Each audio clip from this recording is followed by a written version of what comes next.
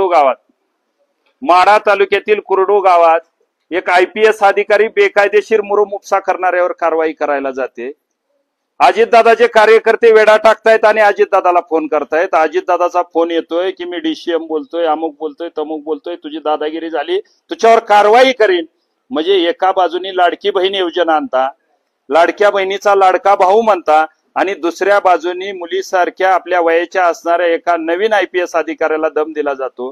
त्यांना चक्कर येते, पाणी पाजलं जातं, बसवलं जातं। त्या ठिकाणी प्रांत आहेत, तहसीलदार आहेत, त्यांच्या अंगावर लोक जात आहेत, शिवेगाळ करतायत, तलाट्याला मारहाण होती। आणि अजितदादाचा फोन झाल्यानंतर त्या गावातून हुसकावून लावण्यात येतंय, पळवण्यात येतंय। अद्याप 4 दिवस होऊन या ठिकाणी गुन्हा दाखल झाला नाही। म्हणजे परत एकदा आम्हाला तर वाटतंय की हे ठिकाणी बीडची पुनरावृत्ती होती, बीड सारखं वातावरण झालंय। म्हणजे बीडचं वातावरण तुम्ही शांत करायला त्या ठिकाणी पालकमंत्री आहात, पण सोलापूरचं वातावरण या ठिकाणी विचित्र झालेलं आहे। अशा अधिकाऱ्यांना जर कामं करणं होत नसेल, स्पीकर फोन करून गावात एकत इज्जत मानहानी होत असेल आणि त्या ठिकाणी गाव हुर्रे म्हणून जर पुन्हा त्रास देत असेल आणि त्यांच्यावर गुन्हा दाखल होत नसतील, तर येणाऱ्या 11 तारखेला 8 दिवसाची मुदत देतोय। 8 दिवसात गुन्हा दाखल नाही झाला, तमाम लाडक्या बहिणीची आणि महाराष्ट्राची माफी अजितदादांनी मागावी, स्वतःचा राजीनामा द्यावा, मुख्यमंत्र्यांनी राजीनामा घ्यावा आणि ह्यांच्यावर गुन्हे दाखल व्हावे। गुन्हे दाखल नाही झाले तर आम्ही 11 तारखेला कलेक्टर ऑफिस समोर मोठ्या प्रमाणात मोर्चा काढतोय।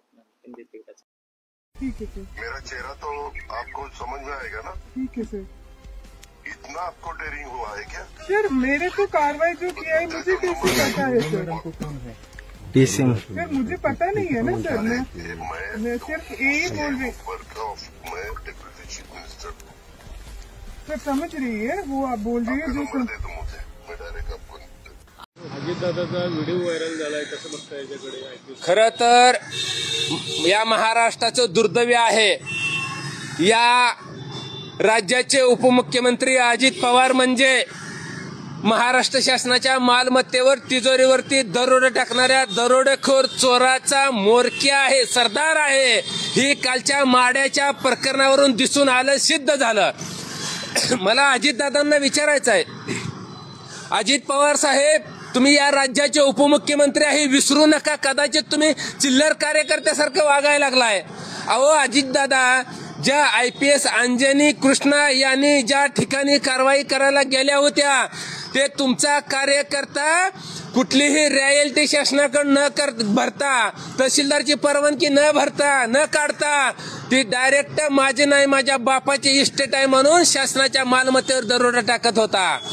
आणि अशा चोरांची पाठराखण तुम्ही करता, तुम्ही IPS मॅडमला दम देता, तुम्ही बेकायदेशीरपणे त्यांना सूचना करता कारवाई करायची नाही म्हणून। अहो अजितदादा पवार, तुम्हाला कारवाई करायचा एवढा जर नाद आहे ना, एवढं जर तुम्ही कायद्याच्या चाकुरीत राहून जर काम करत असेल, तर अजित पवार साहेब तुम्हाला थेट माझा प्रश्न आहे, तुमचा जे चिंदीचोर कार्यकर्ता आहे ना बाबा जगताप, त्यांनी जी तुम्हाला फोन लावून दिला ना, त्या बाबा जगतापाची कहाणी तुम्हाला माहिती आहे का अजितदादा? अहो ते प्युअर बेवडा संत्री, हातभट्टी, गांजा, आपू, चरस पिणारा तुमचा ते बेवडा कार्यकर्ता, आणि त्याचं ऐकून तुम्ही एक IPS अधिकाऱ्याला दम देण्याचं काम केलं। पण तुम्ही ही विचार केला नाही की हे जी काय कर्तृत्व आहे। अहो माझी तुमच्याकडे थेट मागणी अजितदादा, सगळं गेलं खड्ड्यात, आता पहिलं एक काम करा, हे गुन्हेगारावरती कारवाई करा। ह्याने चरस गांजा आणला कुठून, चरस गांजा पितोय कसा, यानं अवैध मुरुमसा केलाय, याच्यावर 302, 307 गुन्हे आहेत, याला पहिल्यांदा NPD अंतर्गत कारवाई करा, तर तुमची पाठ थपतो। नाहीतर उगाच पाट्ट उठून तुम्ही रडक्याचे डोळे पुसण्याचं काम करू नका। तुम्ही कसलंही चांगलं काम करत नाही, कायद्याच्या चाकुरीत राहून तुमचं काम बिलकुल नाही म्हणजे नाही। अमोल मेटकरींना पत्र दिलेलं आयोगाला, त्या अमोल मेटकऱ्याची बाजारू अक्कल बोचक्यात बांधून ठेव रे।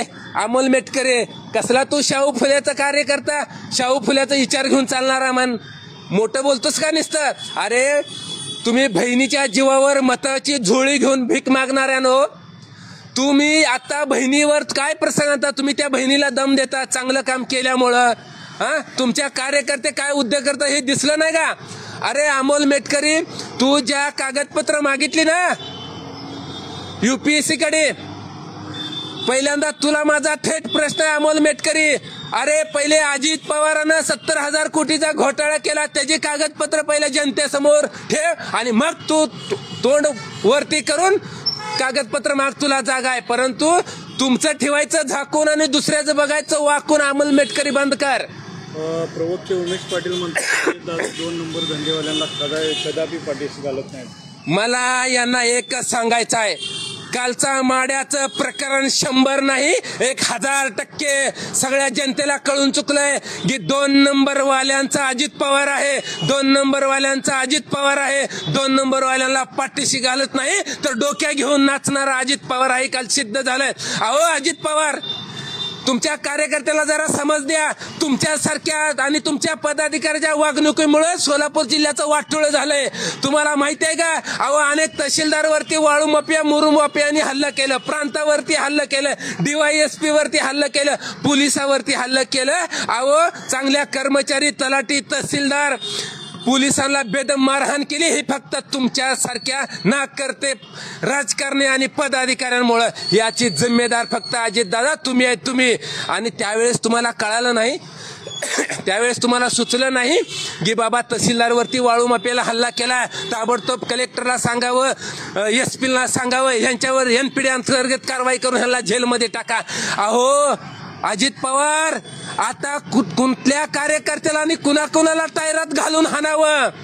तुम्ही तहसीलदारकडे चौकशी केली का? या तुमच्या चिंदी चोराने रॉयल्टी भरली आहे का मुरुम उपसा करण्याची? का नाही केली? कारण तुम्हाला ही माहिती आहे की तुमची गँग चोरांची आहे.